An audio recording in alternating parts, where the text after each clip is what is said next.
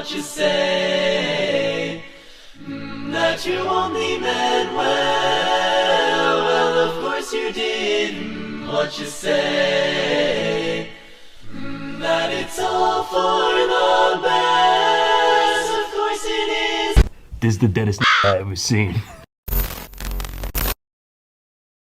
These videos are satiric reviews. You don't have to agree, but don't bitch about it.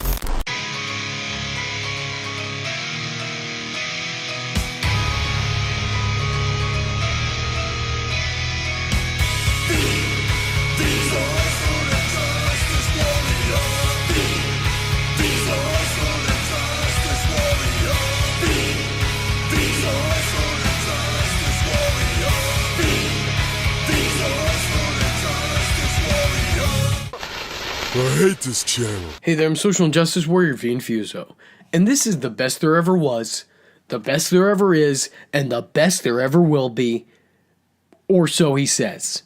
I mean, I'm not gonna front, Bret is definitely one of the greatest of all time.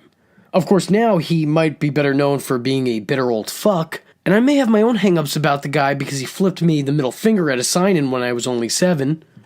True story. But the guy, prior to flipping me off, was one of my favorite wrestlers, and now that I'm old enough to not really care about him telling me that bird is the word, he's still way up there for me. I mean, sure, yes, he's definitely not the most charismatic fellow. He wouldn't exactly be the life of the party.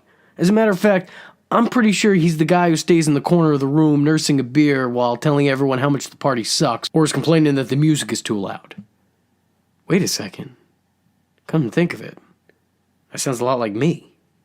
Oh my god, did I grow up to become Bret Hart? As if I didn't hate myself enough already. While I don't know that Bret was the best there ever was or the best there ever will be, what I can say in total confidence is that Bret is one of the most technically gifted men to ever step foot in a wrestling ring. Past, present, or future. Bret was a great storyteller in between the ropes. He could put on a match that would make you feel like you just got done watching a movie. The beginning, the middle, and end perfectly in sequence with such competitive intensity and raw emotion. That was Bret Hart. Bret was one of the greatest. He was committed to the industry and making his match, no matter where it was on the card, the match of the night. His career was undoubtedly legendary, and he had taken on some of the biggest names the business had to offer. Stone Cold Steve Austin, Mr. Perfect, Shawn Michaels, Chris Benoit, The Undertaker, Ric Flair, just to name a few. Eventually that list of legends landed at Bill Goldberg, or as you may know him, Goldberg. Bret and Goldberg were former tag team champions in WCW, and though the team was short-lived, it was obvious that there was respect between the two. They take each other on at that year's Starrcade, the biggest show of the year, that company's WrestleMania. During their intense back and forth, Goldberg hit a devastating kick that caused not one, not 2, but 3 concussions, leaving Bret with post-concussion syndrome. Which is ultimately what forced the Hitman to call it quits. But what often gets lost in translation here is that despite this kick being the cause for Bret's retirement, that wasn't Bret's last match. Bret continued to wrestle with 3 concussions and 0 days off, immediately vacating the title on Nitro the next Monday night due to a controversial finish. Bret would then take on Goldberg in a rematch for that title. Goldberg is not last night. Prepared for this. Winner here. We all do. Yes, we do. When Bret Hart and Vince Russo were elsewhere. That same night, where he decisively win with the help of Scott Hall and Kevin Nash to form the NWO 2000. And he gets hit with a bat. Piper keeps going back to protect Goldberg. Oh no. Has come down the pipe. The band is back together. That's the letters of the NWO.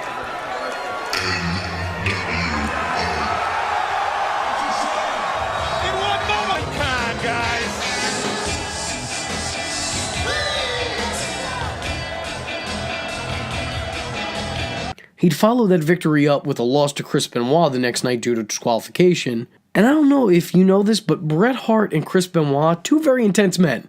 2 technical marvels. So this was doing Bret's many concussions, no favors. And then he'd be beat again the following week in a no disqualification hardcore rules match against the hardcore legend Terry Funk.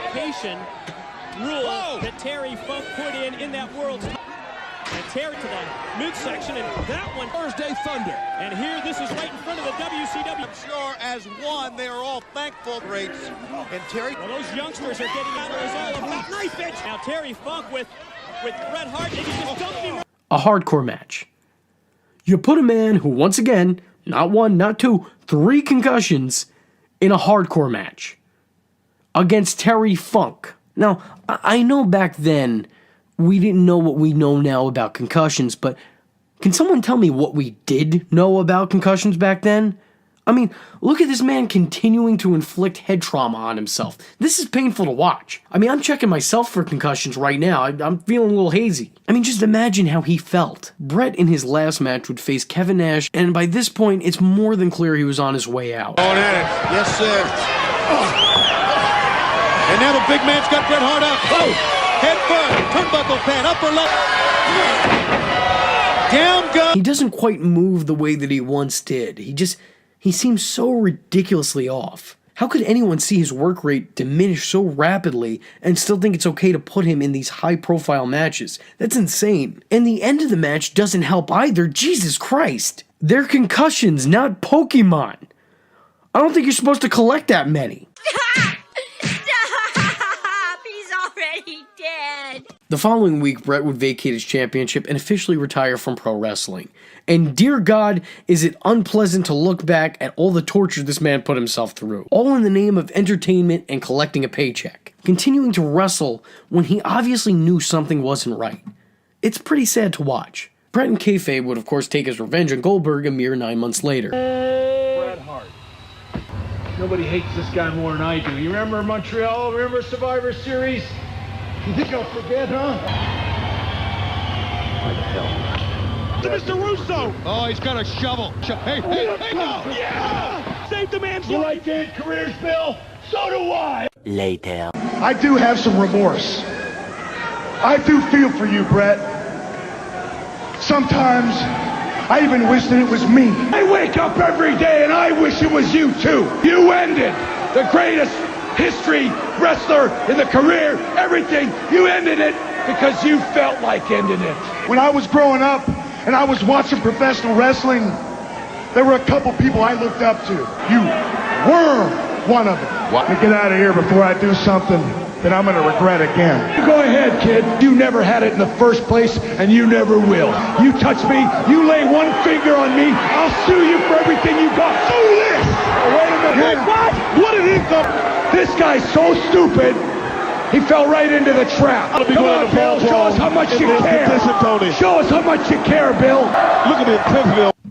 And that was really the end of Bret's time with WCW for the most part. I mean, sure, there was a couple more appearances here and there. Look at that, he's got a flag. But that was it. Of course, until he came back in 2010, and the less said about that, the better. Because I don't think legally you can consider those wrestling matches. Those are more like wrestling segments designed to look like wrestling matches. But let's just say that the excellence of execution wasn't really excelling in executing any of these moves. Instead, only managing to execute my love of wrestling. What did it do to you? You just gotta ruin everything for me.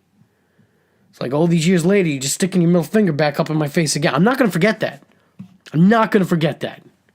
What the hell happened to wrestling? Well, let me tell you something, brother. You're watching the social injustice warrior, the Infuso's channel, dude. So if you like the words that came out of his mouth hole, and you too want to become a VTard, don't forget to like and subscribe, and click that little bell icon to get updates and notifications. Ooh, tell him what up, Mach. Ooh, yeah. Follow the man on Twitter, yeah, because we all know it's not stalking if it's on the internet, yeah.